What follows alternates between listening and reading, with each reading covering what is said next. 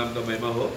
വീണ്ടും നാസികിലുള്ള വിശുദ്ധരോടുകൂടി ആയിരിക്കാൻ കർത്താവ് ഒരുക്കിയ ഈ സന്ദർഭത്തിനായിട്ട് നന്ദിയോട് സ്തോത്രം. दोबारा नासिक कलीसिया में आकर नासिक भाइयों के साथ संगति करने के लिए प्रभु ने जो मौका दिया उसके लिए धन्यवाद।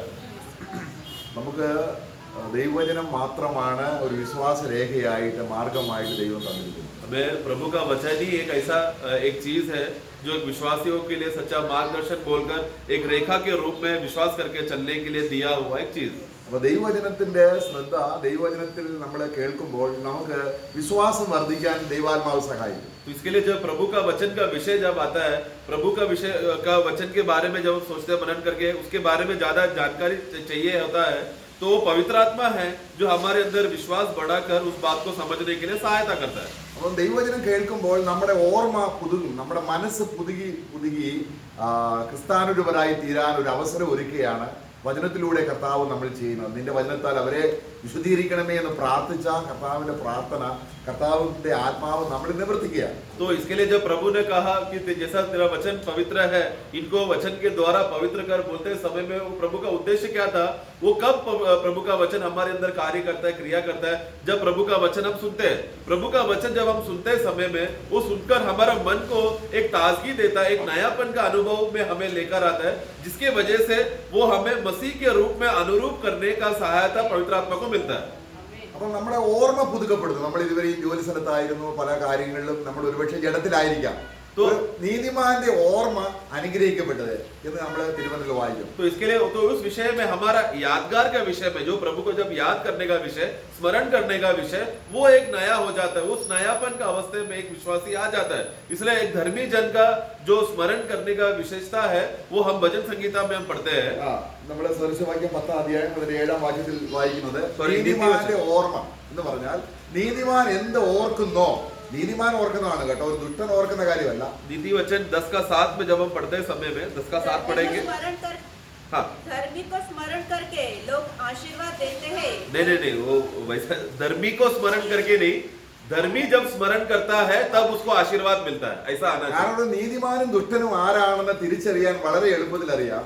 നീതിമാൻ എപ്പോഴും ദൈവീയ കാര്യങ്ങളാണ് ഓർക്കുന്നത്, ആത്മാവിലുള്ള ഓർമ്മ. ജഡത്തിന്റെ ചിന്ത മരണം, ആത്മാവിന്റെ ചിന്ത ജീവന സമാധാനം. അപ്പൊ ആത്മാവിൽ നയിക്കപ്പെടുമ്പോൾ കർത്താവ് പറഞ്ഞു, ഞാൻ പറഞ്ഞതൊക്കെയും പരിശുദ്ധാത്മാവ് നിങ്ങളെ ഓർമ്മിപ്പിക്കും. तो इसलिए धर्मी जन का खासियत और एक श्रापित जन का अवस्था हमें समझना है। धर्मी जन का खासियत इस विषय में है कि वो याद करते समय में, स्मरण करते समय में वो हमेशा प्रभु के बारे में सोचता है, प्रभु के बारे में याद करता है, प्रभु के बारे में ध्यान करता है। उस ध्यान करते समय में आत्मा में मन लगाना जीवन और शांति है। उस जीवन का अनुभव में विश्वासी को चलने का, एक धर्मी जन को चलने का अवस्था होता है। और ये आशीष सिर्फ धर्मी जन को ही है, दुष्टों को नहीं है। അപ്പൊ ഇന്നത്തെ ഒരു ദിവസം മാത്രം എടുത്താൽ നമ്മുടെ ഇന്നത്തെ ജീവിതത്തിൽ എന്തൊക്കെ നമ്മൾ ഓർത്തു? तो अगर आज का ही दिन अगर हम लेंगे तो आज हम लोगों ने पूरा दिन भर क्या क्या स्मरण किया रहेगा, क्या क्या याद किया रहेगा, क्या क्या सोचा रहेगा। കാരണം ദുഷ്ടന്റെ ഓർമ്മ ശപിക്കപ്പെട്ടതാണ്. क्योंकि दुष्ट जब सोचता है, जब भी कुछ बातें को लेकर स्मरण करता है, वो श्राप में बदल जाता है। നീതിമാന്റെ ഓർമ്മ അനുഗ്രഹിക്കപ്പെട്ടു. നമ്മൾ എങ്ങനെ നീതിമാന്മാരായി? परंतु धर्मी जन जब सोचता है, उसका यादगार, उसको आशीर्वाद मिलता है। तो हम धर्मी कैसा बने? എന്റെ വരവോളം എന്റെ ഓർമ്മയ്ക്കായി ചെയ്യണമെന്ന് കർത്താവ് പറഞ്ഞ അവന്റെ ക്രൂശ് മരണത്തിന്റെ പുനരുദ്ധാനത്തിന്റെ ഓർമ്മ ഒരു വിശുദ്ധനിൽ യാഥാർത്ഥമായി വ്യാപരിക്കുമ്പോഴാണ് അവൻ വിശുദ്ധന്റെ ആ ജീവിത പാതയിൽ അവൻ ദൈവീയ കാര്യങ്ങൾ ഓർക്കുന്നു. तो प्रभु जब कहते समय में मेरे यादगार में, मेरे स्मरण में तुम लोग मुझे याद करना करके बोलते समय में, उस विषय को जब प्रभु का मृत्यु को, उनका पुनरुद्धान को जब याद करते समय में वो विश्वासी जब उसे याद करता है, वो एक नयापन में, एक ताजगीपन में अवस्था में पहुंचता है, जो एक विश्वासी याद करने से मिलने वाला गुण है उसको। യേശുവിന്റെ മനസ്സ് मतलब यीशु मसीह का मन के समान। കർത്താവ് ഭൂമിയിലായിരുന്നപ്പോൾ ചിന്തിച്ചത് എന്താണ്? प्रभु जब इस दुनिया में था तो वो क्या क्या सोचते थे, അവന്റെ ഓർമ്മ എന്തായിരുന്നു? उनका याददाश्त में क्या क्या बातें वो याद करते थे। അതേ സീരിയലിലാണ് നമ്മൾ ഓർക്കുന്നത്, അവനെയാണ് ഓർക്കുന്നത്, അവൻ ചിന്തിച്ച കാര്യങ്ങളാണ്. उसी तरीके में हम भी जैसा प्रभु इस दुनिया में जीते समय में पिता को स्मरण करके जिया, उसी आदत में, उसी स्वभाव में हम भी इस विश्वासी जब इस दुनिया में जीते समय में प्रभु को याद करके, प्रभु को स्मरण करके जीता है। ആത്മാവിൽ ജീവിക്കുമ്പോഴാണ് ഒരു നീതിമാന്റെ ഓർമ്മ അനുഗ്രഹിക്കുന്നത്. അനുഗ്രഹിക്കപ്പെട്ടതാണ്. परंतु जब एक धर्मी जन आत्मा में जब जीता है तब उसको आशीष मिलता है. ഒരു നീതിമാനെ ദൈവം എപ്പോഴും ഓർക്കുന്നതാണ്. 112 സങ്കീർത്തനം 6 വാക്യം വായിക്കുന്നത്, 112 നീതിമാൻ ഇഹത്തിലും പരത്തിലും ദൈവത്തിന്റെ ഓർമ്മയിലുണ്ട്. 112 का 6 में पढ़ते समय में वहां पर हम देखते हैं कि यहोवा हमेशा धर्मी जन के बारे में सोचते रहता है. वो ये युग हो या आने वाला युग हो, वो ये भूमि हो या स्वर्ग हो, सब जगह पर प्रभु हमेशा यहोवा परमेश्वर हमेशा धर्मी जन को याद करते रहता है. നമ്മൾ അവനെ ഓർത്തില്ലേലും അവനെ ഓർക്കുന്നുണ്ട്. परमेश्वर भले हम लोग परमेश्वर को याद नहीं करता हो दिन भर, परंतु परमेश्वर हमेशा हमें याद करता है. പക്ഷേ നമ്മളെ ആത്മാവിൽ ജീവിയിലേക്ക് നമ്മൾ മടങ്ങി വരുമ്പോൾ നമുക്കൊരു ഹൃദയത്തിൽ വളരെ അയ്യോ എന്റെ കർത്താവിനെ ഓർക്കാതെ പോയത് നന്ദികേടായി പോയല്ലോ എന്നുള്ളൊരു മനസ്താപവും ഒരു മാനസാന്തരവും ഉണ്ടാകുന്നവനാണ് നീതിമാൻ. परंतु धर्मी जन कौन है? जब उसको यह एहसास होता है गलती का कि आज मुझे इतना समय मिलने पर भी, इतना देर होने के बाद भी मैंने आज प्रभु को याद नहीं किया, मैंने प्रभु को स्मरण नहीं किया बोलकर वो एक पश्चाताप उसके अंदर दुखी होता है. ये एक धर्मी जन का चिन्ह है. അപ്പൊ ദൈവത്തിന്റെ വചനം നമ്മൾക്ക് ഓർമ്മയിൽ ഇങ്ങനെ പുതുകി വരുമ്പോൾ അത് ജീവനായിട്ട് തീരുന്നു. तो इसलिए प्रभु का वचन को इस रीति से जब हम स्मरण करते समय में तो एक ताजापन, एक नयापन का अनुभव में हम वचन को अनुभव करने को मिलता है. എന്നാൽ നമുക്ക് നമ്മൾ മീറ്റിംഗ് കഴിയുമ്പോഴേക്കും നമ്മുടെ ഓർമ്മ നമ്മളിൽ നിന്ന് വിട്ടുപോകുന്നു. കാരണം നമ്മൾ ജഡത്തിൽ ഓർക്കുന്നത് കൊണ്ട് വചനം സ്ഥിരമായി ഹൃദയത്തിൽ നിലനിൽക്കുന്നില്ല. परंतु क्या हो जाता है, मीटिंग जैसे ही खत्म हो जाने के बाद हमने जो सुना वचन हमसे निकल जाता है. वो क्यों है? क्योंकि हम जल्दी शारीरिक हो जाते हैं. शारीरिक मन अवस्था में जब भी वचन सुनते हैं, समझते हैं, ग्रहण करने की कोशिश करेगा, उसका कुछ फायदा नहीं है, कुछ लाभ का बात उत्पन्न नहीं होता. അതുകൊണ്ട് നീതിമാൻ എന്നുള്ളതാണ് ഇവിടുത്തെ വിഷയം. इसलिए एक धर्मी जन, ये है विषय.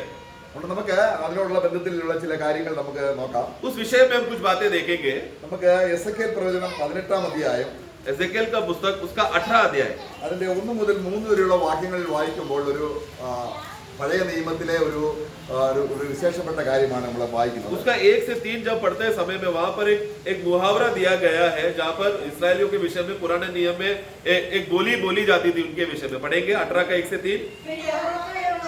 हाँ. तुम लोग जो इस्राएल देश के विषय में यह कहावत करते हो, हाँ. खट्टे अंगूर तो खाए पुरखा लोगों ने, परंतु दांत खट्टे हुए बच्चों के. इसका क्या अर्थ है?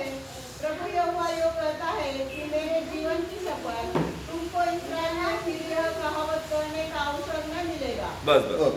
അപ്പോൾ പഴയ നിയമത്തിൽ ഇങ്ങനെയൊരു ക്രമം ഉണ്ടായിരുന്നു. പിതാക്കന്മാരുടെ പാപം 4ാം തലമുറ വരെ തന്റെ മക്കളിൽ മേൽ വ്യാപരിക്കുന്ന ഒരു ശാപത്തിന്റെ അവസ്ഥ ഉണ്ടായിരുന്നു. पुराने नियम में हम देखते समय में पुराने नियम में एक ऐसा बड़ा श्राप का अवस्था पुराने नियम के लोगों में था. वो ये था कि जो कोई भी जो पूर्वज पाप करता था, यानी कि एक व्यक्ति अगर पाप करेगा, उस पाप का लेखा या उस पाप का गिनती उसका 4था पीढ़ी तक गिना जाएगा. 4वां पीढ़ी तक जो पिता ने किया हुआ पाप वो बेटे के ऊपर भी लागू होने या गिनती करने का अवस्था, ये श्राप पुराने नियम में था.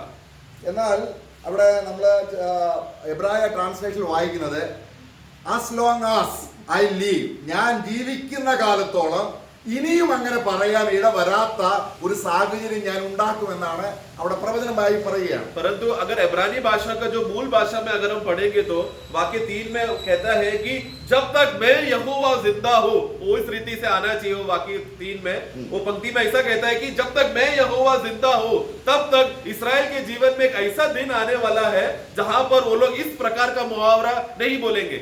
ഈ പ്രവചനം പറയുമ്പോഴല്ല, यानी ये अभी जो भविष्यवाणी लिखा गया है उस समय की बात नहीं है. ഈ പ്രവചനം പറയുമ്പോഴും ഇനി ഈ അവസ്ഥയിലുള്ളവരുണ്ട്. ये वाक्य 3 में क्या लिखा अभी ऐसा ही 3 पढ़ना. प्रभु यहोवा यूं कहता है हाँ. कि मेरे जीवन की शपथ, हाँ. तुमको इस्राएल में फिर यह कहावत करने का अवसर न मिलेगा. नहीं, अवसर ना मिलेगा बोलते समय में तभी भी यह श्राप चल रहा है. तो ये तभी की बात नहीं है. एजेकिएल जब ये लिख रहे हैं तभी की बात नहीं है, ये आगे होने वाली है. ऐसा एक दिन आने वाला है इसराइल के जीवन में.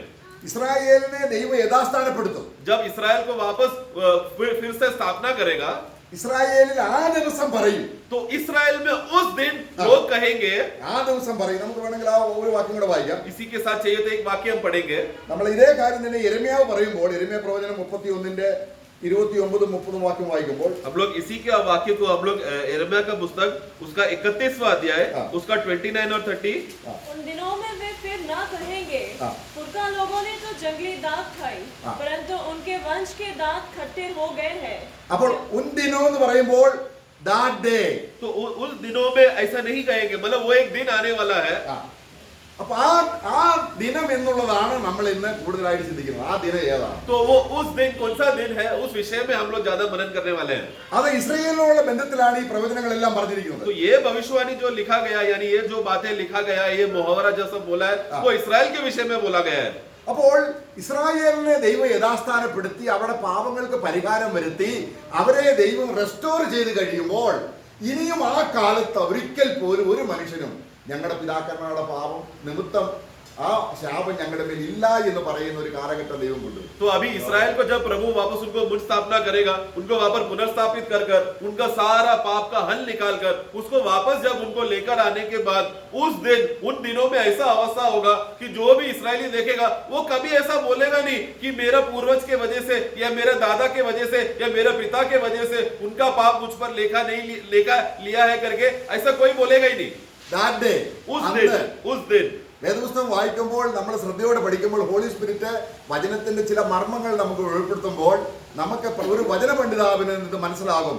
ദാറ്റ് ഡേ എന്ന് പറയുന്നത് വളരെ അനുഗ്രഹിക്കപ്പെട്ട ഒരു ദിവസമാണ്. इसलिए जब भी हम लोग वचन को पढ़ते समय में बहुत ही ध्यान पूर्वक और एकदम संभाल के और आत्मा से भरकर हमें वचन पढ़ना है कि किस तरह का शब्द जब इस्तेमाल करते समय में। इसलिए हम जो प्रभु के बच्चे हैं, जब ये वचन को हम पढ़ते समय में या वेद पंडित लोग जब भी कोई वचन पढ़ते समय में उनको मालूम है उस दिन का मतलब क्या है। നമ്മൾ വചനം വായിക്കുമ്പോൾ ആ വാക്ക് ശ്രദ്ധിച്ചിട്ടുണ്ടോ? അങ്ങനെ क्या आप लोग जब वचन पढ़ते समय में इस तरह का शब्दों को आपने कभी ध्यान दिया है क्या?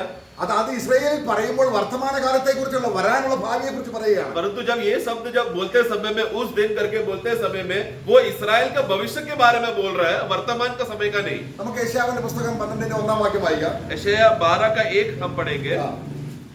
यशायाह चैप्टर 12 उस वर्स दिन 1। वो कहेगा, हाँ। हे यहोवा, मैं तेरा धन्यवाद करता हूँ हाँ। क्योंकि यद्यपि तू मुझ पर क्रोधित हुआ था हाँ। परंतु अब तेरा क्रोध शांत हुआ हाँ। और तूने मुझे शांति दी है। നോക്കുക, ദൈവം ഇസ്രായേലിന് ചെയ്യാൻ പോകുന്ന എല്ലാ അനുഗ്രഹങ്ങളും ആദ്യം സഭയ്ക്ക് കൊടുത്തിട്ടേ അവരെ അനുഗ്രഹിക്കുകയുള്ളൂ. तो इसलिए सबसे पहला प्रभु जो भी आशीष, जो भी दान या उस दिन का आशीष जो भविष्य में इस्राएल को मिलने वाला है, वो जो भी आशीष पहला इस्राएल को देने से पहले सबसे पहला प्रभु वही आशीष, वही वरदान पहला कलीसिया को देगा। അപ്പം ഇസ്രായേൽ ഒരിക്കൽ പറയും, അന്ന് യഹോവയുടെ നീതി എന്ന് പറഞ്ഞ് സ്തോത്രം ചെയ്ത് ജീവന്റെ ഉറവിയിൽ നിന്ന് കുടിക്കുന്ന ഒരു കാലം വരുന്നു. तो उस दिन का अवस्था ऐसा होगा, एक ऐसा दिन आएगा जब सारे इस्राएली लोग जब वो लोग वापस उस वर्ष में जब प्रवेश करते, उन दिनों में वो लोग प्रवेश कर वो लोग क्या बोलेंगे? वो लोग यहोवा ने दिया हुआ कुएं से वो लोग पानी बटोर कर, उस श्रोता से बटोर कर वो लोग आनंदित होकर कहेंगे यहोवा ने ये सब हमारे लिए किया, यहोवा धन्यवाद। അവിടെ അതിന് 3-4 വാക്യങ്ങൾ അതൊക്കെയാണ് പറയുന്നത്. 3 और 4 पढ़ते समय में हम अम्मा देख लोग सकते പറയും. हैं उस दिन वो लोग ऐसा कहेंगे। എന്താണ് പറയുന്നത്? क्या कहेंगे? സന്തോഷത്തോടെ രക്ഷയുടെ ഉറവിൽ നിന്ന് വെള്ളം കോരിക്കൊണ്ട് ഒരു പറയുകയാണ്. वो लोग आनंद का श्रोता से या आनंद की कुएं से, जो उद्धार का कुआं है उसमें से वो लोग उठाकर पानी लेकर आनंद से वो लोग बोलेंगे। എന്നാൽ യെശയ്യാവ് ഇത് പറയുമ്പോൾ ഈ അനുഗ്രഹം അവർക്കില്ല. परंतु यशायाह जब ये बातें लिखते समय में ये आशीष तभी उनको नहीं था, പിന്നെ അവർക്ക് എന്താ ഉള്ളത്? बल्कि क्या था? തങ്ങളുടെ പിതാക്കന്മാരുടേതായിരിക്കുന്ന പ്രവൃത്തികളുടെ ഫലം അവർ അനുഭവിക്കുക. बल्कि उनके जो पिता लोगों ने जो किया हुआ जो पाप का अवस्था, उसका फल या वो पिताओं का खाया हुआ अंगूर का कड़वाहट वो बच्चों के ऊपर था तभी भी। നമുക്കൊരു വാക്യം കൂടെ വായിക്കാം. मतलब और एक वाक्य पढ़ेंगे। നമ്മൾ ഒരുപാട് വാക്യങ്ങളുണ്ട്, നമ്മൾ അതൊന്നും എടുക്കുന്നില്ല, നമ്മൾ ജസ്റ്റ് ഒന്ന് മനസ്സിലാകാൻ വേണ്ടി മാത്രമേ എടുക്കൂ. बहुत से वाक्य है इस विषय में, परंतु सब वाक्य लेना नहीं चाहता, बस हमें ये विषय को समझने के लिए ये वाक्य लिया जा रहा है। നമുക്കൊരു വാക്യം കൂടെ വായിക്കുമ്പോൾ और एक वाक्य हम पढ़ेंगे। ഇനിയും അതിന്റെ 16-ാം അധ്യായം एजेकिएल का पुस्तक 16 अध्याय അതിന്റെ 42-ാം വാക്യവും വായിക്കുമ്പോൾ उसका 42 में हम पढ़ते हैं। एजेकिएल 16:42। एजेकिएल जब मैं तुझ पर पूरी जलजलाहट प्रकट कर चुकूंगा तब तुझ पर और न जलूंगा वरन शांत हो जाऊंगा। ഇത് പറഞ്ഞാൽ എന്റെ കോപം തീർത്തിട്ട്, मतलब कहना चाहता है कि मेरा सारा क्रोध और गुस्सा को मैं खत्म करके പിന്നെ ഞാൻ ശാന്തമായിരിക്കും. फिर मैं शांत हो जाऊंगा। അപ്പോഴാണ് तब होगा ഞങ്ങളുടെ അപ്പന്മാര് പുളിച്ച മുന്തിരിങ്ങ തിന്നതിന്റെ ആ അനുഭവമാണ് ഞങ്ങൾ അനുഭവിക്കുന്നവർ ഒരിക്കലും പറയാത്തൊരു കാലഘട്ടം. तब जब यहोवा का क्रोध जब शांत हो जाएगा, तब एक ऐसा दिन, ऐसा एक युग शुरू होगा जब लोग बोलेंगे हमारा परदादा लोगों ने, हमारे पिता लोगों ने अंगूर तो खाए थे, परंतु अब वो अंगूर का कड़वाहट हमारा दांत में नहीं रहेगा। നമ്മൾ ഇതെല്ലാം പറയുന്നത് സഭയോടുള്ള ബന്ധത്തിൽ അങ്ങനെ ഒരു ദിവസം ഉണ്ട്. അവിടെ നമ്മൾ എത്തിയിട്ടില്ല എങ്കിൽ നമ്മൾ ഇപ്പോഴും ആ ശാപം നമ്മൾ തുടരുകയാണ്. परंतु ये सब विषय में बोलते समय में जैसा मैंने पहले भी बताया, इस्राएल को ये आशीष मिलने से पहले सबसे पहला ये आशीष प्रभु कलीसिया पर लाएगा. तो अभी कलीसिया के युग में हम जो जी रहे हैं, अभी वर्तमान में ये आशीष का लाभ अगर हमको नहीं मिला तो हम लोग अभी भी वो श्राप में रहेंगे. നമുക്ക് ഒരു വാക്യം കൂടെ വായിക്കാം. एक वाक्य और पढ़ेंगे. യെശയ്യാ 32:15. यशायाह 32 का 15, यशायाह 32:15. जब तक आत्मा ऊपर से हम पर उंडेला ആ न जाए, ഉയരത്തിൽ നിന്ന് ദൈവത്തിന്റെ ആത്മാവിനെ ഇസ്രായേലിന് വരുന്നത് വരെയും जब तक इस्राएल के ऊपर से आत्मा उंडेला नहीं जाता, അവർക്ക് ഈ ശാപമുണ്ട്. तब तक ये श्राप उनमें बना रहेगा. എപ്പോഴാണ് അത് വരുന്നത്? ആത്മാവിനെ പകരുന്നത് कब उनके ऊपर, इस्राएल के ऊपर आत्मा डाला जाएगा? എപ്പോഴാണ്? അന്ത്യകാലത്ത് സകല ജഡത്തിന്മേലും എന്ന് ഉദ്ദേശിക്കുന്നത് ഇസ്രായേലിനുള്ള ബന്ധത്തിലാണ്. अंतिम दिनों में मैं इस्राएल के सभी लोगों के ऊपर में आत्मा उंडेलूंगा करके बोलते समय में वो अंतिम दिनों में होने वाला सिर्फ इस्राएल को मिलने वाला आशीष है. वो നമ്മൾ സെക്രിയ പ്രവചനം 12-ാം അധ്യായത്തിൽ വായിക്കുമ്പോൾ जकरिया का पुस्तक 12 अध्याय में जब ये वाक्य के विषय में पढ़ते हैं, ജനങ്ങൾ കൂട്ടത്തോടെ കുത്തിവെങ്കിലേക്ക് നോക്കി അവരുടെ മേൽ ആത്മാവ് പകർന്നിട്ട് അവരെന്ത് ചെയ്യുന്നു? വിലപിച്ച്, ഓരോ ഗോത്രവും വിലപിച്ച് കർത്താവ് റെസ്റ്റോർ ചെയ്യുന്നതാണ് അന്നാൾ എന്ന് നമ്മൾ ഈ പ്രവചനങ്ങളിലെല്ലാം വായിച്ചു. നമ്മൾ ആ വാക്യം വായിക്കണ്ട. इस्राएल 12 का 10 सॉरी जकरिया का पुस्तक 12 का 10 में जब हम पढ़ते समय में वहां पर हम देखते हैं कि सारा इस्राएल लोग, यानी कि जो भी बचे कुचे इस्राएल लोग रहेंगे उन दिनों में, उन लोग वो चुभा हुआ मसीह की ओर देखेंगे, प्रभु का वो घाव को देखकर वो लोग सब लोग रोने का अवस्था में आएंगे. परंतु ये रोने का अवस्था कारण क्या है? क्योंकि उनके ऊपर दया और करुणा का और विलाप करने का आत्मा उनके अंदर उंडेला गया था. उस दिन, वो दिन है ये दिन करके इतना दिनों में, इतना समय तक जो हम लोग बोल रहे थे, क्योंकि उस दिन जब आत्मा उंडेला जाएगा वो ये दिन रहेगा जब इस्राएल प्रभु को देखकर वो लोग मन फिराएंगे और सब गोत्र छाती पीट कर रोएंगे. അവിടെ 13-ാം വാക്യം സെക്രിയ പ്രവചനം 13-1 അന്നാളിൽ. और फिर वही जकरिया 13 का 1 में उधर भी देखो, उस दिन पढ़ना. हाँ, उस समय में, यानी कि उस दिन दाऊद के घराने അത് में 12-ാം അധ്യായം കഴിഞ്ഞിട്ട് പറയാം, അന്നാൾ ജനം കൂട്ടത്തോടെ ആത്മാവിൽ നിറഞ്ഞിട്ട് തങ്ങൾ ചെയ്ത പാതകം അവർ ഏറ്റുപറഞ്ഞ് ജനം റെസ്റ്റോർ ചെയ്യുമ്പോൾ അന്നാളിൽ അവർക്കൊരു പാപപരിഹാരത്തിന് ഒരു ഉറവ തുറക്കപ്പെട്ടിരിക്കും. तो ये 13वां अध्याय का आशीष कब उनको मिल रहा है? ऊपर 12वां अध्याय में लिखा हुआ बातें घटने की बाद, यानी कि पूरा इस्राएल को जब इकट्ठा कर बचा हुआ इस्राएल मसीहा को देखकर, पुकार कर, विलाप करके, रोकर अपना पाप का पश्चाताप करने के बाद प्रभु उनको वापस इस्राएल में पुनर्स्थापित करने के बाद, तब उनके लिए एक पाप का शुद्धिकरण के लिए एक श्रोता खोला जाएगा. ഇത്രയും നമ്മൾ ചിന്തിച്ചത്. अब इतना हमने जो भी सोचा, ഈ ഒരു അനുഗ്രഹം അന്നാളിൽ വരെ അവരെ ഈ ഒരു നിലയിലേക്ക് കടന്നു, അല്ലെങ്കിൽ നമ്മള് 18-ാം അധ്യായത്തിൽ വായിച്ച യെശയ്യാ പ്രവചനം 18-ാം അധ്യായത്തിൽ വായിച്ച ആ ഒരു പഴഞ്ചൊല്ല് അവരിലുണ്ട്. तो यानी कि ये आशीष कब मिलने वाला है? ये उस दिन कब आएगा जब आत्मा उनके ऊपर उंडेला जाएगा. परंतु क्योंकि वो दिन आगे भविष्य में आने वाला है, इसलिए आप वर्तमान तक, यानी कि अभी भी जो हमने एजेकिएल का पुस्तक 18 अध्याय में हमने जो मुहावरा हमने जो पढ़ा, जो कहावत हमने पढ़ा, वो अभी भी इस्राएल के ऊपर है. അപ്പോൾ നമുക്ക് ഒരു വാക്യം കൂടെ എസ്കേൽ പ്രവചനം 39-ാം അധ്യായം, एजेकिएल का पुस्तक 39, एजेकिएल 39 അതിന്റെ 29-ാം വാക്യം വായിക്കുമ്പോൾ उसका 29 पढ़ते हैं. और उनसे अपना मुंह फिर कभी न मोड़ दूंगा, हाँ। क्योंकि मैंने इस्राएल के घराने पर अपना आत्मा उंडेला है. എന്റെ മുഖം അവർക്കെതിരെ ഞാൻ ഇനി ഒരിക്കലും തിരിക്കയില്ല. अभी मेरा चेहरा उनके खिलाफ मैं कभी मोड़ूंगा नहीं. എന്റെ മുഖം ഇനി ഒരിക്കലും, यानी कि मेरा चेहरा अभी कभी मैं मोड़ूंगा नहीं. കാര്യം എന്താണ്? कारण क्या है? ഞാൻ എന്റെ ആത്മാവിനെ അവരിൽ പകർന്നിരിക്കാൻ. क्योंकि मैंने मेरा आत्मा उनके ऊपर उंडेला है, इसीलिए. അതാണ് that day, അന്നാളിൽ നമ്മൾ ചിന്തിച്ചതെല്ലാം എന്താണ്? ആത്മാവിനെ അവരുടെ മേൽ പകരുന്നതിനെയാണ്. तो यही है, उस दिन ऐसा होगा करके उस दिन हमने जो पढ़ा, या एक समय आ रहा है ऐसे पढ़ा, ये सब उस आत्मा उंडेलने का विषय में उनको कहा गया है. ഇനി നമുക്ക് പുതിയ നിയമത്തിലേക്ക് വരാം. अभी अब नए नियम में जब आते हैं, ഇവിടെ നമ്മൾ പുതിയ നിയമത്തിൽ അങ്ങനെ അന്നാളെന്നൊരു ദിവസം ഉണ്ടോ? നിങ്ങൾ എന്തെങ്കിലും വായിച്ചിട്ടുണ്ടോ? क्या नए नियम में आपने ध्यान से कभी पढ़ा है? क्या नए नियम के पुस्तकों में कभी ऐसा लिखा देखा, आपने पढ़ा है क्या कि उस दिन ऐसा होगा, इस दिन ऐसा होगा करके इस विषय में बोला है करके आप लोगों ने कभी देखा है क्या? അത് വരാൻ പോകുന്ന ഒരു കാലഘട്ടത്തെ കുറിച്ചല്ല, क्योंकि वो आने वाला एक दिन का विषय में नहीं, അത് ഇന്നത്തെ പ്രസന്റ് കാലത്തെ കുറിച്ചാണ് പറയുന്നത്. क्योंकि नए नियम में देखते समय में वो भविष्य का विषय में नहीं है. नए नियम में देखा तो वो वर्तमान का बात आता है.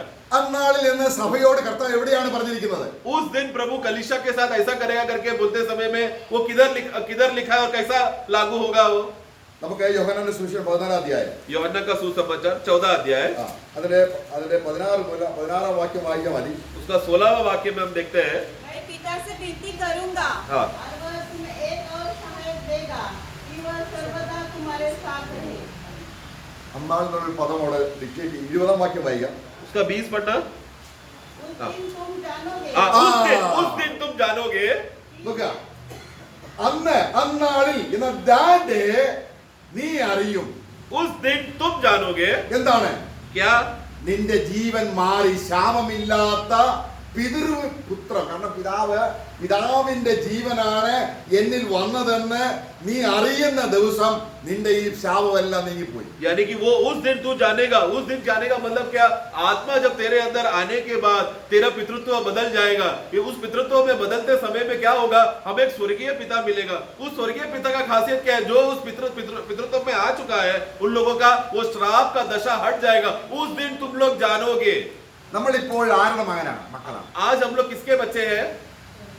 ശപിക്കപ്പെട്ട നമ്മുടെ ജഡത്തിലെ പിതാവിന്റെ മകനാണോ, അതോ ഒരിക്കലും പാപം ചെയ്യാൻ കഴിയാത്ത പിതാവ് പാപം ചെയ്യാത്ത ഒരു ജീവനാണോ നമുക്ക് ലഭിച്ചിരിക്കുന്നത്? यानी कि हम लोग कौन सा अवस्था में है? एक ऐसा श्रापित शारीरिक पिता के बच्चे हैं क्या, या फिर एक ऐसा जीवन का श्रोता के भाग है हम जिसमें जो हमारा स्वर्गीय पिता जिन्होंने कभी पाप किया नहीं, जो कभी पाप करता नहीं, ऐसा जीवन का अनुभव के जीवन में हम जुड़े हैं क्या? പഴയ പിതൃത്വത്തിൽ നമ്മളെ അനുഗ്രഹിക്കാൻ ദൈവത്തിന് കഴിയില്ല. पुराना पितृत्व में अगर हम लोग बंधित रहेंगे तो फिर स्वर्गीय पिता को हमें आशीष करने नहीं हो पाएगा। അതുകൊണ്ട് പുതിയ നിയമത്തിൽ इसीलिए नए नियम में ഇസ്രായേലിന് കൊടുത്ത ആ നാളല്ല, इसराइल को जब बोला गया कि उस दिन तुमको ऐसा करूंगा, उस दिन तुम्हारे ऊपर आत्मा उंडलेगा, ये उस दिन नहीं, ये नए नियम में बोला है। ഇത് ഇന്ന്. ये आज अभी बोला है। അപ്പൊ നമ്മൾ അതിൻ്റെതായ ഒരു ഇതിലേക്കാണ് നമ്മൾ വരുന്നത്. तो अभी हम लोग उस विषय में हम जा रहे हैं। ദൈവം അയച്ചിട്ട് ഒരു മനുഷ്യൻ വന്നു. प्रभु ने, परमेश्वर ने भेजा हुआ एक मनुष्य इस दुनिया में आया। യോഹന്നാൻ ശ്രാപകൻ. യോഹന്നാൻ എന്നാണ് അവന്റെ പേര്. उसका नाम था यूहन्ना। അവൻ ആരാണ്? वो कौन है? സാക്ഷ്യം പറയാനായിട്ട് അവൻ വന്നു. परंतु वो गवाही देने के लिए आया था। അവൻ പറഞ്ഞ സാക്ഷ്യം എന്താണ്? उन्होंने क्या गवाही दिया? രണ്ട് കാര്യമാണ് അവൻ പറഞ്ഞത്. 2 बातों का गवाही दिया। നമ്മളത് വായിക്കുമ്പോൾ നമ്മൾ യോഹന്നാന്റെ സുവിശേഷത്തിൽ വായിക്കുന്നുണ്ട്. यूहन्ना का सुसमाचार में हम पढ़ते हैं, അതിന്റെ 3-ാം അധ്യായത്തിൽ വായിക്കുന്നുണ്ട്. 3रा अध्याय। 1-ാം അധ്യായത്തിന്റെ 29 വാക്യത്തിൽ, നമ്മൾ ആദ്യം 1-ാം അധ്യായത്തിൽ 6-ാം വാക്യത്തിലും 7-ാം വാക്യത്തിലും ദൈവം അയച്ചൊരു മനുഷ്യൻ വന്നു എന്ന് പറഞ്ഞിട്ട് ആ വരാൻ പോകുന്ന മസിയെ കുറിച്ചുള്ള പ്രവചനം പറയുകയാണ്. तो उसमें एक पहला अध्याय का 6 और 7 जब हम पढ़ते समय में वहां पर हम देखते हैं कि परमेश्वर ने एक मनुष्य को भेजा, और ये मनुष्य किसके बारे में था? आने वाला मसीहा के बारे में गवाही देने के लिए उसको भेजा गया है करके हम पढ़ते हैं। അപ്പൊ ആദ്യം അവൻ പറയുന്ന സാക്ഷ്യം എന്താണ്? तो उन्होंने सबसे पहला उन्होंने क्या गवाही दिया? യോഹന്നാന്റെ സുവിശേഷം 1:29 1 का 29 में हम देखते हैं, അവൻ പറയുന്നു. उन्होंने गवाही दिया, देखो ये परमेश्वर का मेमना है जो हाँ। जगत का पाप उठा ले जाता है। നോക്കുക, പാപത്തെ എടുത്തു. ഏത് പാപമാണ്? वो जगत का पाप को उठा ले जाएगा। ഏത് പാപമാണ്? किस पाप का विषय में बात कर रहा है? അപ്പന്റെയും 4ാം തലമുറയുള്ള പാപമല്ല. मतलब पिता और उसका बच्चों का पोतों का इस तरह चौथा पीढ़ी वाला वो पाप नहीं, പിന്നെയോ परंतु ആദാം മുതൽ നമ്മുടെ മേൽ വരാൻ സാധ്യതയുള്ള എല്ലാ പാപവും, നമ്മുടെ വ്യക്തിപരമായ പാപവും കർമ്മപാപവും ജന്മപാപവും എടുത്തു മാറ്റുന്ന ഒരു ദിവസം വരുന്നു.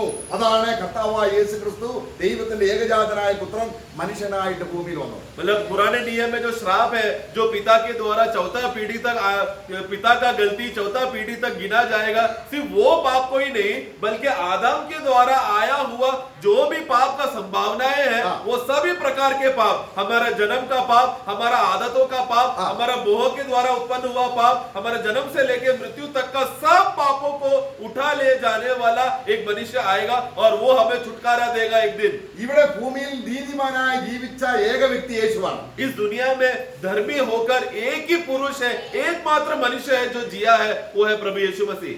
യേശുവിനെ കുറിച്ച് നമുക്ക് എസ്കേൽ പ്രവചനം 18-ാം അധ്യായത്തിന്റെ 1-ാം വാക്യം നമുക്ക് പറയാൻ പറ്റുമോ? യേശുവിന്റെ അപ്പന്മാർ ചെയ്ത പാപമാണ് യേശു അനുഭവിക്കുന്നത് പറയാൻ പറ്റുമോ? हम लोग जैसा एजेकिएल का पुस्तक 18 अध्याय का 3 में हमने जो पढ़ा, जो मुहावरा हमने पढ़ा, क्या वो मुहावरा, वो दृष्टांत क्या हम लोग यीशु के ऊपर लगा सकते हैं क्या? यीशु के ऊपर जो आया हुआ विपत्ति पाप, उसका चौथा पूर्वजों से उसके ऊपर लाया है करके ऐसा हम यीशु के ऊपर लगा सकते हैं क्या? कभी नहीं लगा सकते। അപ്പോൾ ഈ 18-ാം അധ്യായത്തിൽ പറയുന്ന അത് യേശുവിനോട് ബന്ധത്തിൽ ഒരിക്കലും പറ്റില്ല. കാരണം അവൻ സ്വൈരത്തിൽ നിന്ന് വന്ന വേറെ തലമുറയിൽ വേറെ ജനനമാണ്. क्योंकि इसलिए 18वां अध्याय का एजेकिएल 18 का 3 में जो लिखा हुआ वाक्य वो कभी भी यीशु का जो मनुष्यत्व के ऊपर कभी भी वो लागू कर ही नहीं सकता। यीशु का मनुष्यत्व पर वो कभी आ ही नहीं सकता। क्यों? यीशु मसीह का मनुष्यत्व का वो अलग है, वो एक नया मनुष्य है, उसका पितृत्व अलग है। യേശുവിന്റെ പിതാവ് ആരാ? यीशु का पिता कौन है? ആരാ? यीशु का पिता कौन है? സ്വർഗീയ പിതാവ്. स्वर्गीय पिता है। Praise the Lord. Praise the Lord। ആ ജീവൻ, ആ യേശുവിന്റെ ജീവനാണ് നമ്മൾ പ്രാപിക്കുന്നത്. वो जीवन जो यीशु को मिला वो सेम जीवन हमको मिलने वाला है। അത് കിട്ടിയോ? वो मिला क्या? ഇല്ല എങ്കിൽ नहीं मिला तो നമ്മളെ ഈ ശാപം ബാധിച്ചുകൊണ്ടിരിക്കും. तो ദൈവം फिर- ശപിക്കുന്നതല്ല, तो- ദൈവത്തിന്റെ വചനമാണ്. तो अगर वो जीवन जो यीशु के पास है वो जीवन अगर हमको नहीं मिला तो वचन में लिखा हुआ श्राप हमारे ऊपर आएगा। वो श्राप ऐसा नहीं है कि परमेश्वर हमको श्राप देता, वैसा नहीं है, बल्कि वचन में लिखा है इसलिए वो श्राप आया है। അപ്പൊ അവിടെ നമ്മളെ യോഹന്നാന്റെ സുവിശേഷം നമ്മള് 1:26 വായിച്ചത് അവൻ സാക്ഷ്യം പറഞ്ഞു. तो वहां पर यूहन्ना का पुस्तक 1:26 से जब पढ़ते समय में वहां पर हम देखते यूहन्ना एक गवाही देता है। എന്താണ് അവൻ പറഞ്ഞത്? तो क्या गवाही दिया ഇതാ था? ലോകത്തിന്റെ പാപത്തെ ചുമക്കുന്ന ദൈവത്തിന്റെ കുഞ്ഞാണ്. तो 29 में हमने क्या देखा? देखो ये परमेश्वर का मेमना है जो जगत का पाप उठा ले जाएगा।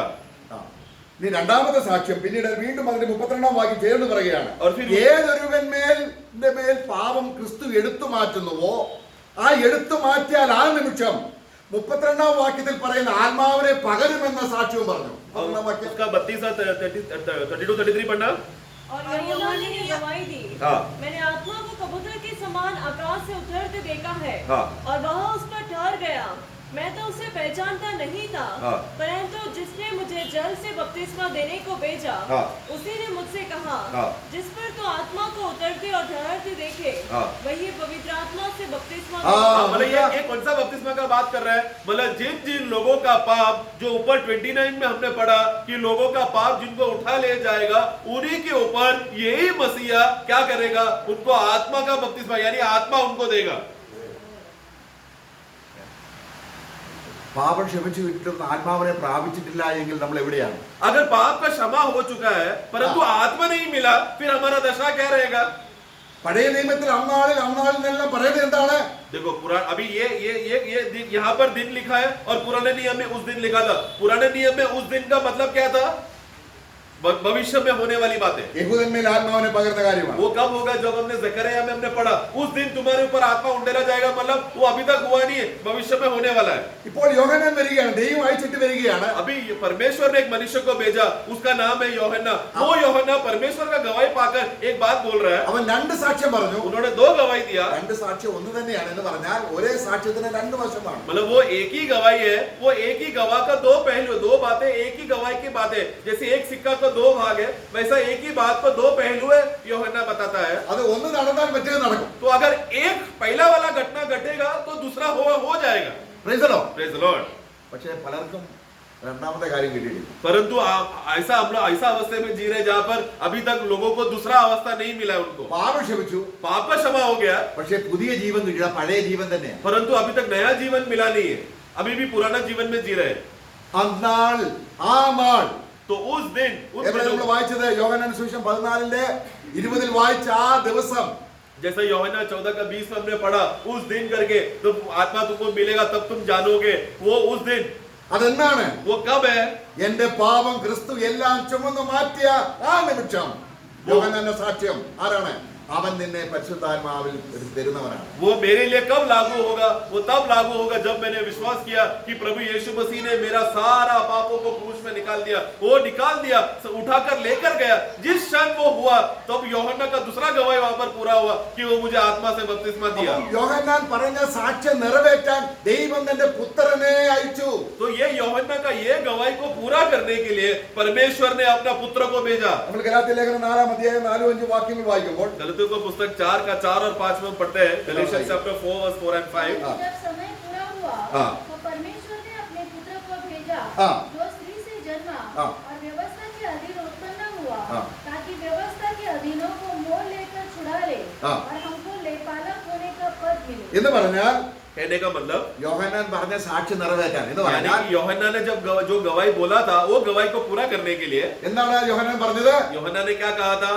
നിങ്ങളുടെ പാപങ്ങൾ ചുമந்து മാറ്റുന്ന ഒരു കുഞ്ഞാണ്. एक ऐसा मेमना आएगा परमेश्वर की ओर से जो तुम्हारा पाप को उठा ले जाएगा.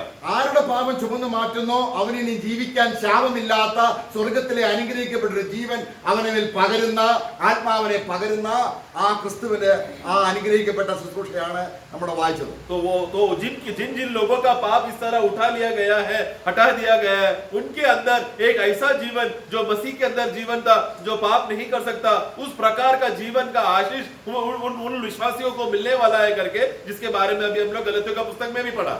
ന്യായപ്രമാണത്തിന് കീഴിലുള്ളവരെ വിലയ്ക്ക് വാങ്ങിയിട്ട് പുത്രത്വം എന്ന് പറഞ്ഞാൽ പിതാവിന് ജീവൻ ലഭിക്കുന്നു. जो व्यवस्था के अधीन में फंसे हुए थे उन लोगों को छुटकारा देकर उनको ले पालक का आत्मा यानी पुत्रत्व का आत्मा दिया. അവിടെ നമ്മൾ വായിക്കുന്നതാണ്, നമുക്ക് ഗലാത്യ ലേഖനം 3:13 നമ്മൾ വായിക്കുന്നുണ്ട്. गलतियों का पुस्तक 3:13 जब पढ़ते हैं वहां पर हम देखते हैं അതെ, ഈ ന്യായപ്രമാണം അല്ലെങ്കിൽ നമ്മൾ നേരത്തെ വായിച്ചത് ന്യായപ്രമാണ ശാപമല്ല, പക്ഷേ ന്യായപ്രമാണത്തിന് അവരെ രക്ഷിക്കാൻ കഴിയാത്തത് കൊണ്ട് അവരെല്ലാം ഈ പിതാക്കന്മാരുടെ പാപത്തിന് ഓഹരിക്കാരായതുകൊണ്ട് ആ ശാപത്തിൽ നിന്ന് രക്ഷിക്കാൻ, പിതാക്കന്മാരുടെ ശാപത്തിൽ നിന്ന് ആദാം മുതലുള്ള സകല ശാപവും നമ്മൾ ഇന്ന് മാറ്റാനാണ് ദൈവപുത്രനായ ഗലാത്യ ലേഖനം 3:13 വായിക്കുന്നുണ്ട്. मसीह ने तो हमारे लिए शापित बना, हमें मोल लेकर व्यवस्था के शाप से हाँ, तो छुड़ाया. वहां पर देखो व्यवस्था के श्राप से निकाला. व्यवस्था श्राप है ऐसा नहीं है, हमें वो वाक्य पढ़कर गलत नहीं समझना है. व्यवस्था श्राप नहीं है. व्यवस्था का एक श्राप क्या है? व्यवस्था कभी भी जब लोग व्यवस्था क्या बोलते हैं, तू पापी है, तू पापी है, परंतु वही व्यवस्था बचा नहीं सकता. ये है श्राप का दशा. तो वो श्राप का दशा आदम, हमारा पूर्वज ने किया हुआ पाप सिर्फ उतना ही नहीं, बल्कि आदम से हुआ वो पाप का दशा का अवस्था को भी आदम से मिला हुआ हमारा जो भी कमजोरी का अवस्था, श्रापित अवस्था, वो सब बातों से प्रभु यीशु मसीह ने हमें छुटकारा देकर हमें स्वतंत्र किया है. അപ്പോൾ ഈ ജീവൻ കിട്ടുന്നവനാണ് നീതിമാൻ. और ये फिर उसके बाद जब प्रभु उनको जीवन देता है, ये जीवन जिसको मिला है वो है धर्मी जन. ആ ജീവൻ ഏതാണ്? वो जीवन कौन सा है? നിത്യപിതാവിന്റെ ജീവൻ. अनंत काल का पिता का जीवन है. वो ആ ജീവൻ കിട്ടിയിട്ടുണ്ടോ? वो जीवन मिला है क्या? ഇനി ശാപം എന്താ ശാപം? फिर अभी श्राप है क्या? तो श्राप क्या है? എന്താ ശാപം? श्राप क्या है? ഇപ്പൊ ന്യായപ്രമാണത്തിന് ശാപം എന്ന് പറയുന്നതാണ് എസ്കേൽ പ്രവചനം 18 നമ്മൾ വായിച്ചത്. हमने एजेकिएल का पुस्तक 18 में जो हमने पढ़ा वो व्यवस्था के अंदर हुआ, वो व्यवस्था के द्वारा आया हुआ श्राप के बारे में था. അപ്പോൾ അതിൽ നിന്ന് നമ്മളെ പുത്രനാക്കിയെന്ന് उस श्राप से हमें हटाकर क्या किया? पुत्र बना दिया. എന്ന് പറഞ്ഞാൽ യേശുവിന്റെ അതേ ജീവൻ എനിക്ക് തന്നു. मतलब क्या? ये जो यीशु के पास जीवन था वही जीवन हमें भी है. സ്വർഗ്ഗം ഭൂമിയിൽ ഇറങ്ങി വരുന്ന ദിവസമാണ് ദാത്തെ നമ്മളിൽ. उस दिन बोलते समय में मेरे लिए विषय क्या है? वो एक ऐसा दिन है जैसा स्वर्ग भूमि पर उतर के आ रहा है, वो था मेरे लिए वो दिन. അത് ഇസ്രായേലിൽ വരാൻ പോകുന്നതേ ഉള്ളൂ. वो तो अभी इसराइल के ऊपर पर तो अभी जस्ट आने वाला ही है, भविष्य में होने वाला है. എന്നാലും അവർ വീണ്ടും ജനിച്ച ദൈവത്തിന്റെ മക്കളാകുന്നില്ല, അവർ ദൈവത്തിന്റെ ജനമായി ശേഷിക്കും. इतना ये प्रभु भविष्य में जब उनके ऊपर आत्मा उंडलने के बाद भी वो लोग कोई ये इस्राएल में आत्मा मिलने वाला लोगों को वो लोग तभी भी परमेश्वर का पुत्र नहीं बनते, संतान नहीं बनते, बस परमेश्वर के प्रजा बन जाते हैं. ഇസ്രായേൽ ആരാണ്? इसराइल कौन है? ദൈവത്തിന്റെ ജനമാണ്. परमेश्वर के लोग है, परमेश्वर के जन है खाली. സഭ ആരാണ്? परंतु कलीसिया कौन है? ദൈവത്തിന്റെ പുത്രന്മാരാണ്. परमेश्वर के पुत्र है. വ്യത്യാസം മനസ്സിലായോ? दोनों में फर्क है ना.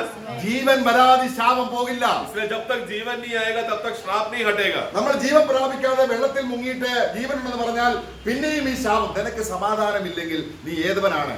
നീ പഴയ ഇതിൽ തന്നെ ഉള്ളവനാണ്. तो अगर तुझे जीवन का अनुभव तुझे नहीं है, फिर भी तू जाके डुबकी लगाएगा तो तू अपने आप को धोखा दे रहा है, क्योंकि तभी भी तू एक अशांत अवस्थे में. यदि एक तू हे व्यक्ति अगर तुझमें अगर वो शांति का अवस्था तुझमें नहीं है जो एक उद्धार व्यक्ति को मिलता है, वो शांति का अनुभव नहीं है, मतलब तू अभी भी श्राप के दशा में है. അപ്പൊ കർത്താവായ യേശുക്രിസ്തു എന്റെ പാപത്തെ മുഴുവനും തന്റെ ശരീരത്തിൽ ഏറ്റെടുത്തിട്ട് റോമലേഖനം 8:3 तो प्रभु ने क्या किया? प्रभु यीशु मसीह ने യോഹന്നാൻ പറഞ്ഞതാണ്, मेरा जीवन का सारा पाप को उसने उठाकर प्रभु ने अपने देह में लेकर मुझे छुटकारा दिया. जो व्यवस्था करने को कमजोर था वो प्रभु ने पूरा किया, जो रोमियो 8:3 में हम पढ़ते हैं, जो യോഹന്നാൻ बपतिस्मा देने वाले ने बोला था. എന്താണ് അത് പറഞ്ഞത്? യോഹന്നാൻ 8 ന്യായപ്രമാണത്തിൽ രക്ഷിക്കാൻ കഴിയുന്നില്ല. ന്യായപ്രമാണം പറയാണ്, നിന്റെ പാപം, നിന്റെ അപ്പന്റെ പാപം, നിന്റെ അപ്പന്റെ അപ്പന്റെ പാപം നിന്റെ മേലിരിക്കുന്നു, നിനക്ക് നിന്നെ രക്ഷിക്കാൻ കഴിയുകയില്ല. ഈ ന്യായപ്രമാണത്തിന്റെ ശാപത്തിൽ നിന്ന് രക്ഷിക്കാൻ ദൈവം എന്റെ പിതാക്കന്മാരുടെയും എന്റെയും പാപം ആരുടെ മേൽ ചുമത്തി?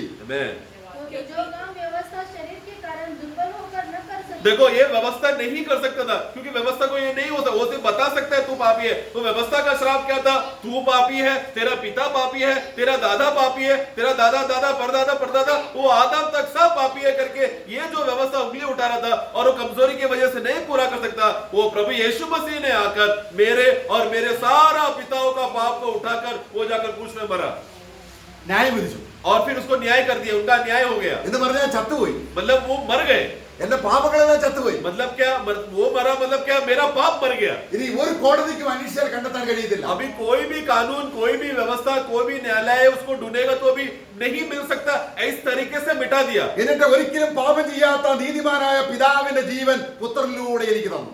और फिर उतना ही नहीं, जिन्होंने कभी पाप किया ही नहीं, कभी पाप क्या है जानता नहीं, वो जो परमेश्वर का जीवन अपना पुत्र प्रभु यीशु मसीह के द्वारा मुझे दिया, അതാണ് ആത്മജീവൻ. वो है आत्मा का जीवन। അതാണ് നമ്മൾ റോമലേഖനം 8:3 വായിച്ചിട്ട് 4 വായിക്കുമ്പോൾ ഇനി ജഡത്തെയല്ല ആത്മാവിനെ. इसलिए हम लोग 3 पढ़ने के बाद तुरंत 4 पढ़ना चाहिए। उसमें क्या लिखा है? इसलिए अभी हम लोग शरीर के लिए नहीं, हम लोग आत्मा के लिए है। നോക്കുക, പാപം എടുത്തു മാറ്റിയോ? पाप लेकर चला गया क्या? ഉടനെ ആത്മാവിനെ കിട്ടിയോ? तुरंत आत्मा मिला क्या? ഇത് രണ്ടും യോഹന്നാൻ പറഞ്ഞ അതേ റിപ്പോർട്ട് ഇവിടെ നിറവേറുകയാണ്. वही जो यूहन्ना बपतिस्मा ने जो गवाही दिया था यूहन्ना का पुस्तक में, वही यहाँ पर रोमियो 8:3-4 में हम पढ़ते हैं। അപ്പോൾ കർത്താവായ യേശുവിനെ ഒരാൾ കർത്താവായ യേശുവെ എന്ന് വിളിക്കുമ്പോൾ ആ വിളിക്കുന്ന വ്യക്തി നീതിമാനായി മാറുകയാണ്. इसलिए जो कोई भी यीशु मसीह को प्रभु यीशु मसीह करके पुकारता है, वो पुकारने वाला व्यक्ति धर्मी होकर गिना जाता है। പക്ഷെ ആ വിളിക്കുന്നത് പഴയ ജീവനല്ല, നമ്മുടെ മാതാപിതാക്കന്മാരുടെ ജീവനല്ല. परंतु जब वो व्यक्ति बुलाते समय में उसको माता पिता के द्वारा मिला हुआ जीवन के मदद से नहीं वो പിന്നെ पुकारता, ഏത് ജീവന്? परंतु कौन सा जीवन से? ക്രിസ്തുവിന്റെ ആത്മാവിലാണ് വിളിക്കുന്നത്. बल्कि वो तो मसीह का आत्मा से भरकर वो यीशु को प्रभु बोलता है। ഏറ്റവും വലിയ കൃപാവരത്തെ കുറിച്ച് 1 കൊരിന്ത്യർ 12 അധ്യായത്തിൽ ദൈവദാസൻ പറയുമ്പോൾ आत्मा का वरदान के विषय में 1 कोरिन्थियों 12 अध्याय में प्रभु का दास जब बोलते समय में, അവിടെ താപ്പോട്ട് നമ്മൾ വായിക്കുകയാണ്. उधर हम नीचे पढ़ते समय में അതിന്റെ 12 വാക്യത്തിൽ വന്നു, സഹോദരന്മാരെ बारह के एक से। വരങ്ങളെ കുറിച്ച് നിങ്ങൾ അറിവില്ലാതിരിക്കരുത്. वहां पर 12:1 में क्या कहते हैं? आत्मिक वरदान के विषय में है भाइयों तुम लोग अज्ञान ना रहो। ആത്മാവിൽ അതിന്റെ 3 വാക്യം 3 वाक्य 3 पढ़े। इसलिए मैं तुम्हें चेतावनी देता हूँ हाँ। कि जो कोई परमेश्वर की आत्मा की अगुवाई से बोलता है वह नहीं कहता कि यीशु शापित है। നോക്കുക, ആത്മാവുള്ള ഒരു വ്യക്തി ഒരിക്കലും യേശു ക്രിസ്തു ശപിക്കപ്പെട്ടവനെന്ന് പറയത്തില്ല. देखो, जो जिसके अंदर आत्मा है, आत्मा से भरा हुआ व्यक्ति, वो व्यक्ति कभी भी यीशु श्रापित है करके नहीं बोलेगा। അറിയാമോ? तो कारण क्या है? കാരണം കർത്താവ് അങ്ങനെ പറയുന്നവരെ, അല്ലെങ്കിൽ യേശു ശപിക്കപ്പെട്ടവനാണെന്നും യേശുവിൽ അല്ലെങ്കിൽ നിത്യപിതാവിന്റെ ജീവൻ യേശുവിൽ ഇല്ല എന്ന് ഒരാൾ പറയുന്നെങ്കിൽ ഒരിക്കലും അവന് രക്ഷപ്പെടാൻ മാർഗമില്ല. जो कोई बोलता है कि यीशु श्रापित है और यीशु के अंदर का जीवन वो पाप से भरा हुआ है, अनंत काल का पिता उसका पिता नहीं है, इस तरह का गवाही जो देता है वो व्यक्ति को कभी भी उद्धार नहीं मिलेगा। ഇവിടെ നമ്മള് 12 അധ്യായത്തിൽ വായിക്കുകയാണ്, മത്തായിയുടെ സുവിശേഷം 12 അധ്യായം. मत्ती का सुसमाचार उसका 12 अध्याय। കർത്താവ് അതിന്റെ ഭൂതങ്ങളെ പുറത്താക്കിയപ്പോൾ जब प्रभु ने दुष्टात्माओं को बाहर निकाला, അതിന്റെ 27 മുതലുള്ള വാക്യങ്ങൾ വായിക്കുന്നുണ്ട്. उसका 27 से हम पढ़ते हैं। അപ്പോൾ യഹൂദന്മാർ പറഞ്ഞു, यहूदी लोगों ने क्या बोला? ആരാ അവര്? यहूदी लोग कौन है? ആ എസെക്കേൽ പ്രവചനം 12 അധ്യായത്തിൽ ശാപമുള്ളവരാണ്. एजेकियल का पुस्तक 18 अध्याय का 3 में हमने जो श्राप का अवस्था पढ़ा ना, वो पापी लोग है, वो श्रापित लोग है, ये यहूदी लोग। ആത്മാവില്ലാത്തവരാണ്. मतलब ये वो लोग हैं जिनके अंदर आत्मा नहीं है। അവർ പറയുകയാണ്, उन लोग बोल रहे हैं ദൈവാത്മാവിനാൽ ജനിച്ച ക്രിസ്തു ബെയൽസെബിനെ കൊണ്ട് ബെയൽസെബിന്റെ ജീവനുള്ളവനാണ്. मतलब यीशु मसीह जो पवित्र आत्मा का जीवन से जन्म लिया हुआ ये मनुष्य बेल्जेबूब का नाम से दुष्ट आत्मा से ये कार्य कर रहा है करके, जिसके पास आत्मा नहीं है वो लोग बोल रहे हैं। അതുകൊണ്ട് 33 വാക്യത്തിൽ പറയുകയാണ്, 33 में वचन पढ़ते समय में कहते हैं, കാരണം യേശുവിനെ കുറിച്ച് പരിശുദ്ധാത്മാവാണ് സാക്ഷി പറയുന്നത്. क्योंकि यीशु मसीह के बारे में गवाही कौन देता है? पवित्र आत्मा गवाही देता है। യേശു ദൈവപുത്രനാണെന്നും നീ അവനെ രക്ഷകനായി സ്വീകരിച്ചാൽ നീ നീതിമാനാകുമെന്നും ഒരു പുതിയ ജീവൻ കിട്ടുമെന്ന് പറയുമ്പോൾ ആ ആത്മാവിനെ തിരസ്കരിച്ചാൽ ഇഹലോകത്തിലും വരാനുള്ള ലോകത്തിലും ഒരിക്കലും നിനക്ക് രക്ഷപ്പെടാൻ കഴിയില്ല. मतलब जो आत्मा ये गवाही देता है कि यीशु मसीह है जो इस जगत पर आया और उसके नाम पर है तेरा उद्धार, वो तुझे उद्धार देने के लिए इस जगत पर आया है करके, उस आत्मा को अगर तुम लोग विश्वास नहीं करोगे तो ये युग में भी उसको क्षमा नहीं मिलेगा, आने वाले युग में भी उसको क्षमा नहीं मिलेगा। അതിന് 32 വാക്യം വായിക്കുമ്പോൾ 32 में हम पढ़ते हैं, അത് വായിക്കാം. पढ़ेंगे 32। कोई मनुष्य के पुत्र के विरोध में हाँ। कोई बात कहेगा, उसका यहाँ अपराध क्षमा किया जाएगा, परंतु जो कोई पवित्र आत्मा के विरोध में कुछ कहेगा, हाँ। उसका अपराध न तो इस लोक में और न परलोक में क्षमा किया जाएगा। നോക്കുക, ഈ വാക്യം വളരെ തെറ്റായിട്ടാണ് ക്രിസ്തീയ കോളത്തിൽ നിന്ന് വ്യാഖ്യാനിക്കുന്നത്. आज ये मसीह दुनिया में मसीह लोगों के बीच में ये वाक्यों को बहुत गलत रीति से अर्थ बताया जा रहा है. കാരണം രക്ഷിക്കപ്പെട്ട് സ്ഥാനപ്പെട്ട് കഴിഞ്ഞിട്ട് അന്യഭാഷ പറഞ്ഞില്ലെങ്കിൽ അതൊരിക്കലും നീ എന്നുള്ള നിലയിൽ കൊണ്ടുവന്ന കാര്യം രക്ഷിക്കപ്പെടാത്തവരാണ് ഇവരെന്ന് അവർ അറിയുന്നില്ല. तो वहां पर लोगों को क्या, विश्वासी लोगों को सिखाया क्या जाता है, या मसीह धर्मों में क्या सिखाया जाता है, तू अगर नया जन्म पाने के बाद तुझे आत्मा मिलकर तू अन्य भाषा बोलना चाहिए, आत्मा का अभिषेक मिलना चाहिए, नहीं तो तुझे उद्धार नहीं होगा करके इस तरह का बातें सिखाने वाला व्यक्ति खुद ही नया जन्म पाया नहीं है करके ये बात वो नहीं जानता. അവർ പറയുന്ന ഒരു വചനം ആത്മാവ് ഗ്രഹിക്കാതെ അവർ പറയുന്നത് മനുഷ്യപുത്രന് നേരെ എന്ത് പാപം ചെയ്താലും ക്ഷമിക്കും. ഈ മനുഷ്യപുത്രൻ യേശുവാണ്, പിന്നെ പരിശുദ്ധാത്മാവ് ദൈവമാണ്. അപ്പം പരിശുദ്ധാത്മാവോട് ചെയ്താൽ പാപം ക്ഷമിക്കത്തില്ല, മനുഷ്യപുത്രനായ യേശുവിനോട് ചെയ്താൽ तो आप 32वें उधर क्या लिखा, मनुष्य पुत्र के खिलाफ तुम जो भी पाप करोगे उसके खिलाफ कुछ भी बोलेगे उसको क्षमा कर दिया जाएगा. ये मनुष्य पुत्र कौन है? वो लोग बोलते हैं कि ये यीशु है, यानी कि मनुष्य यीशु को तुम लोग कुछ भी बोलेगा तुम्हें क्षमा किया जाएगा, परंतु आत्मा कौन है? वो परमेश्वर है. परमेश्वर के खिलाफ तुम कुछ भी बोलोगे तो तुमको क्षमा नहीं मिलेगा करके इस तरह का अर्थ ये वाक्य पढ़कर बोलते हैं. ഇവിടെ യേശുവാണ് ഈ മനുഷ്യപുത്രൻ എന്ന് നമ്മൾ തെറ്റിദ്ധരിക്കുന്നത് കൊണ്ടാണ്, ദൈവത്തിന്റെ ആത്മാവിന്റെ കൃപ ഇല്ലാത്തത് കൊണ്ടാണ് തെറ്റിദ്ധരിക്കുന്നത്. ഇവിടെ യേശു മനുഷ്യപുത്രൻ പറയുന്നത് യേശുവിനെ കുറിച്ചല്ല. यहाँ पर हम लोग को गलतफहमी किस विषय में हो गया है कि ये मनुष्य का पुत्र के खिलाफ तुम कुछ बोलोगे तो क्षमा किया जाएगा, ये मनुष्य का पुत्र यीशु है करके हम सोचते हैं, इसके लिए गलती हो रहा है. परंतु यहाँ पर जो मनुष्य पुत्र बोला है वो यीशु के बारे में नहीं कहा है. നമ്മളത് അടുത്ത തർജ്ജമയിൽ നമ്മൾ നോക്കുമ്പോൾ മർക്കോസിന്റെ സുവിശേഷം 3:28, കാരണം ഒരു യഹൂദ പശ്ചാത്തലത്തിലാണ് മത്തായി ലേഖനം എഴുതുന്നത്.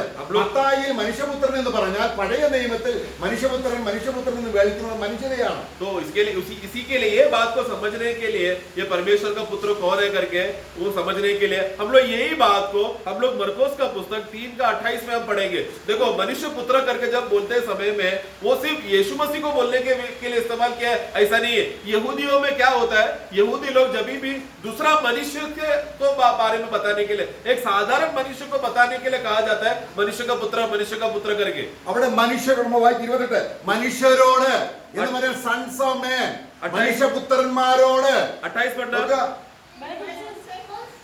मैं तुमसे सच कहता हूँ हाँ. कि मनुष्यों की संतान के सब देखो हाँ, मनुष्यों का संतान करके बोला. देखो ये सेम वाक्य जो अभी अपने मती में पढ़ा हाँ. उसका दूसरा तर्जुमा मती ने किसके लिए लिखा गया था, वो यहूदी के इतिहास के बैकग्राउंड के लोगों के लिए लिखा है, इसलिए यहूदी लोग जब मती पढ़ेगा उसको लोगों को तकलीफ नहीं है. परंतु मरकोस वो अलग ग्रुप के लोगों को लिखा है, उसको मालूम है वो मनुष्य पुत्र मतलब मनुष्यों से जन्मा हुआ पुत्र, यानी कि स्वाभाविक സൺസ് ഓഫ് മെൻ എന്നാ പുത്രന്മാർ, മനുഷ്യപുത്രന്മാരോടുന്ന मैंने मनुष्यों का पुत्र यानी पुत्रो बहुवचन आना चाहिए. मनुष्यों का पुत्रो बहुवचन में आना चाहिए, यानी कि सामान्य मनुष्य के बारे में बोला गया है. you have English Bible, no? Yeah. You're reading. Assuredly I say to you, all sins will be forgiven the sons of men. Sons of men. അത് യേശു ക്രിസ്തുവാ? वो ये यीशु मसीह है क्या? No. नहीं. അത് തന്നെ ഇവിടെ മത്തായി പറയുന്നത്. वही बात है, मती में भी हमें इसी बैकग्राउंड में समझना है. കാരണം യഹൂദ ഭാഷ അറിയാവുന്നവർക്കാണ് മത്തായി എഴുതുന്നത്. പഴയ നിയമത്തിൽ നമ്മൾ എസ്കേൽ പ്രവചനമൊക്കെ വായിക്കുമ്പോൾ ദൈവം പറയും മനുഷ്യപുത്ര ഈ കണ്ട ദർശനം എന്ത്. അപ്പൊ മനുഷ്യപുത്ര എന്നുള്ളൊരു ചൊല്ല് പഴയ നിയമത്തിൽ ഉള്ളത് കൊണ്ട് ആ കാര്യം യഹൂദൻ അറിയാവുന്നത് കൊണ്ട് ആ മനുഷ്യപുത്രൻ യേശു ക്രിസ്തു അല്ല. तो अभी मनुष्य पुत्र करके अभी ये मती जो है यहूदियों के लिए लिखा गया था, जो यहूदी के बैकग्राउंड के लोगों के लिए लिखा गया था, इसलिए मती जब यहूदी लोग पढ़ते थे मनुष्य पुत्र बोलते समय में वो लोग यीशु को याद नहीं करते बल्कि साधारण मनुष्य को याद करते. आप एजेकिएल का पुस्तक उठाकर देखो, उधर कितने बार परमेश्वर एजेकिएल को देखकर बोलता है हे मनुष्य का पुत्र देख मैंने ये दर्शन तुझे ऐसा बताया, हे मनुष्य पुत्र तू देख तू बोल उसको हड्डियों को जीवन देने, ये सब प्रभु एजेकिएल को बोल रहा है. तो मनुष्य पुत्र करके बोलते समय में वो मनुष्य को बोला है, यीशु मसीह के उद्देश्य में नहीं बोला है. Praise the Lord. Praise the Lord. അപ്പോൾ പരിശുദ്ധാത്മാവിനോട് ചെയ്യുന്ന പാപം തന്നെയാണ് ആരോടും ചെയ്യുന്നത്, ക്രിസ്തുവിനോടും പിതാവിനോടും. क्योंकि हमें एक बात समझना है, जो परमेश्वर पवित्र आत्मा जो परमेश्वर है, यदि जो मनुष्य पवित्र आत्मा के खिलाफ अगर पाप करेगा वो वही पाप प्रभु यीशु मसीह जो परमेश्वर है और पिता परमेश्वर के साथ भी कर रहा है. वो ആകയാൽ तीनों अलग अलग नहीं, तीनों एक है, इसलिए एक के खिलाफ पाप किया तो तीनों के खिलाफ पाप कर रहा है. ഒരാൾ യേശുവിനെ സ്വീകരിച്ചിട്ടും പരിശുദ്ധാത്മാവിനെ കിട്ടിയില്ല എങ്കിൽ ആൾ രക്ഷിക്കപ്പെട്ടിട്ടില്ല. तो फिर പഴയ ഇതിലുള്ളത് तो जरा सोचो ना, किसने पाप का क्षमा मिल गया बोलकर यीशु को वो स्वीकार रहा है परंतु आत्मा ही नहीं मिला तो मतलब क्या है, उसका नया जन्म हुआ ही नहीं है, उद्धार पाया ही नहीं है वो। കർത്താവ് പറയാണ് प्रभु कहता है വൃക്ഷം നല്ലതെങ്കിൽ ഫലവും നല്ലത്. यदि अगर वृक्ष अच्छा है तो उसका फल भी अच्छा है करके मत्ती का सुसमाचार മുകളിൽ പറയുന്നത് ഈ യഹൂദന്മാർ ആരാണ്? ഏത് വൃക്ഷത്തിന് കീഴിലുള്ളവരാണ്? वो उसके इसलिए ऊपर का बातें हमें समझना। ऊपर वहां पर प्रभु क्या बताना चाहता है वो वृक्ष का दृष्टांत को लेकर, ये ऊपर पड़ा हुआ जो यहूदी लोग फरीसी लोग, वो लोग किस प्रकार के वृक्ष के भाग है? സാത്താൻ എന്ന വൃക്ഷം, നിങ്ങൾ സാത്താന മക്കൾ, तुम लोग शैतान के बच्चे हो, यानी कि वो वृक्ष शैतान है और उसका फल वो यहूदी लोग है। വൃക്ഷം നല്ലത്. वृक्ष अगर अच्छा है, पेड़ अगर अच्छा है तो वो पेड़ कौन है? വൃക്ഷം എന്ന് പറഞ്ഞാൽ എന്താണ്? वृक्ष मतलब क्या है? ജീവവൃക്ഷം. जीवन का वृक्ष। നമ്മുടെ ദൈവമായ പിതാവ് ജീവവൃക്ഷമാണ്. मतलब वो हमारा पितृत्व को दिखाने के विषय में जो वृक्ष अच्छा है, यानी कि वो वृक्ष पिता परमेश्वर को दर्शाता है। वृक्ष अगर अच्छा है तो ആ വൃക്ഷത്തിന്റെ ഫലമായിട്ടാണ് യേശു 33 ജീവിച്ചത്. उस पेड़ का, उस वृक्ष का फल बनकर आया कौन? प्रभु यीशु मसीह, जो है वो यीशु परमेश्वर का एकलौता पुत्र प्रभु यीशु मसीह, वो अच्छा फल बनकर आया। അതുകൊണ്ടാണ് കർത്താവിനെ നല്ല ഗുരു എന്ന് വിളിച്ചപ്പോ കർത്താവ് പറയാം, എന്നെ നല്ല ഗുരു എന്ന് വിളിക്കുന്നത് എന്റെ പിതാവാണ് നല്ലത്. ഞാൻ നല്ലവനായിരിക്കുന്നത് എന്റെ പിതാവ് നല്ലവനായതുകൊണ്ടാണ്. तो इसलिए लूका 18 में वहां पर एक धनवान आकर प्रभु को बोलते हैं, अच्छा गुरु, अनंत काल का जीवन पाने के लिए मैं क्या करूं? बोलते समय प्रभु तुरंत क्या बोल रहा है? तू मुझे क्यों अच्छा बोल रहा है? क्योंकि एक ही अच्छा है, वो है परमेश्वर। वैसे यीशु क्यों जवाब दिया? क्योंकि उसका मालूम है एक ही वृक्ष है जो स्वर्गीय पिता जो भला है। मैं परमेश्वर में हूँ, इसलिए मैं परमेश्वर में हूँ, इसलिए मैं भला हूँ, मैं अकेला भला नहीं हूँ।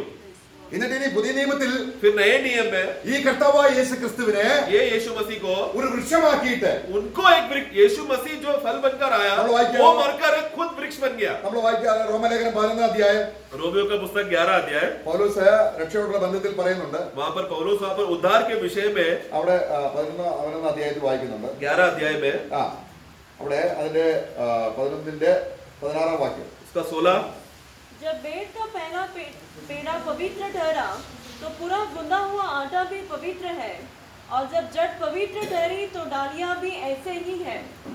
ഇവിടെ പറയാം ആദ്യ ഭാഗം വിശുദ്ധമെങ്കിൽ, अगर पहला फल जो बेट का जो पहला फल अगर पवित्र है तो बाकी भी पवित्र है।